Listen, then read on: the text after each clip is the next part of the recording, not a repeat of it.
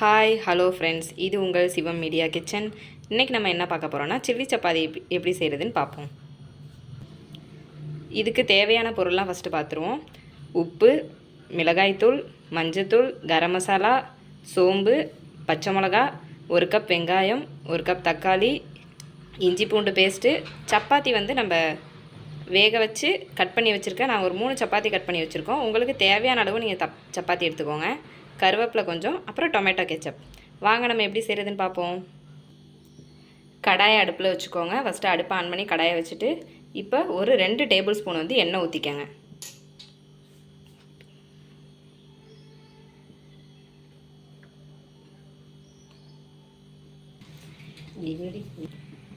எண்ணெய் நல்லா காஞ்சி வந்ததுக்கப்புறமா 1 டேபிள் ஸ்பூன் சோம்பு போட்டுக்கோங்க.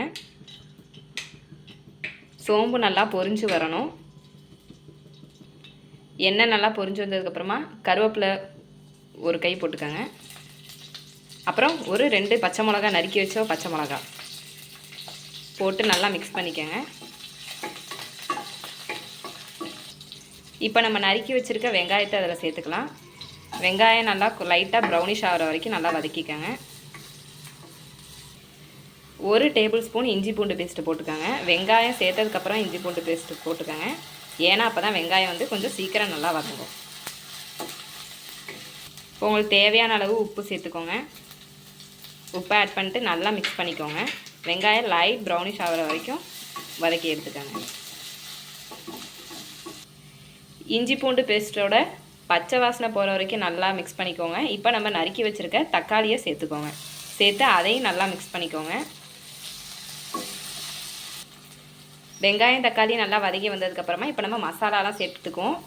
1/4 டீஸ்பூன் மஞ்சள் ஸ்பூன்,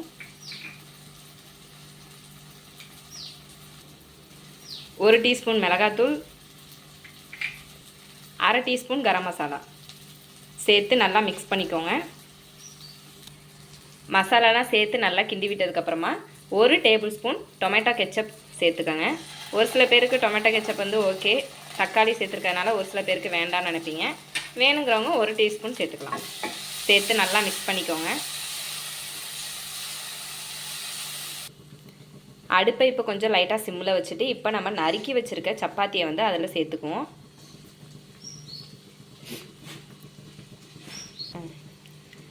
சப்பாத்தியை நல்லா அந்த மசாலாவோடு சேர்த்து ஒரு 2 நிமிஷம் நல்லா மிக்ஸ் பண்ணிக்கோங்க. அப்போ தான் அதோட மசாலாலாம் உள்ளே இறங்கும். அவ்வளோதாங்க, நம்ம சில்லி சப்பாத்தி ரெடி ஆயிடுச்சு. இப்போ லாஸ்ட்டாக ஒரு கை கொத்தமல்லி மட்டும் லைட்டாக மேலே தூவி விட்ருங்க. அவ்வளோதாங்க, நம்ம சில்லி சப்பாத்தி ரெடி ஆயிடுச்சு. 5 நிமிஷம் தான் ஆகும். எப்போ பார்த்தாலும் சப்பாத்தி சப்பாத்தி அப்படின்னு சாப்பிட்டுட்டு இருக்காம சப்பாத்திலே கொஞ்சம் வெரைட்டியாக செஞ்சு சாப்பிடுங்க, பிள்ளைங்களுக்கு கொடுங்க. அவ்வளோதாங்க, நம்ம சேனலை மறக்காமல் சப்ஸ்கிரைப் பண்ணிக்கோங்க. அப்போ தான் நாங்கள் அடுத்தடுத்து போடுற வீடியோலாம் உங்களுக்கு நோட்டிஃபிகேஷனில் வரும். ஓகே, நம்ம அடுத்த வீடியோவில் சந்திப்போம். பாய்.